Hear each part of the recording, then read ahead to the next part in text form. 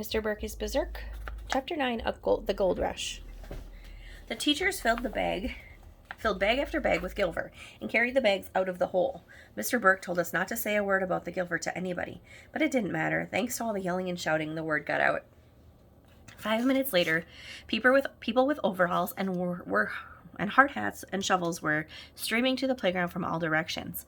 Some of them came on dog sleds. Some were in covered wagons. I guess they rented them.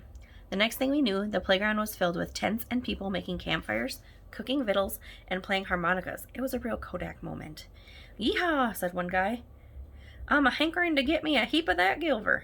"Hey, we were here first, you no-good rascal," said Mr. Mackey. "It's our Gilver." "Finders keepers," said another guy. "This is a public school, you varmint, so it's public property." It looked like the fight was going to break out, but that's when the weirdest thing in the history of the world happened. Channel 7 News is on its way. Channel 7 News is on its way. Channel 7 News is on its way. In case you were wondering, everybody was saying that Channel 7 News was on its way. "TV? Cameras?" shrieked Andrea. "How does my hair look?" "Eek, we're going to be famous," shrieked Emily. Sure enough, a few minutes later, a big van with Channel 7 News written on the side, and you'll never believe who got out of the van. It was Mrs. Lilly, the reporter who helped us make the newspaper about our school. Some guys from the newspaper van set up the equipment, and Miss Lilly stood next to Mr. Burke.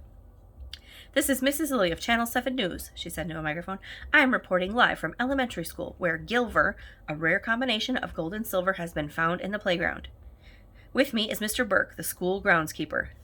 You were the one who discovered the Gilver, Mr. Burke. Tell me how you feel right now." I feel like I could eat corn on the cob through a picket fence," said Mr. Burke. "I beg your pardon?" asked Miss Lilly.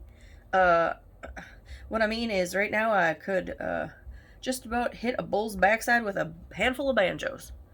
"I'm sorry, but I don't understand," said Miss Lilly.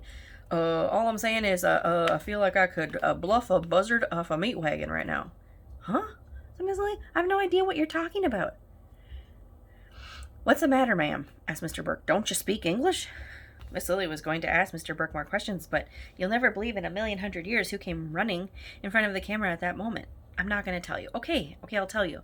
But you have to read the next chapter first, so na-na-na boo-boo on you."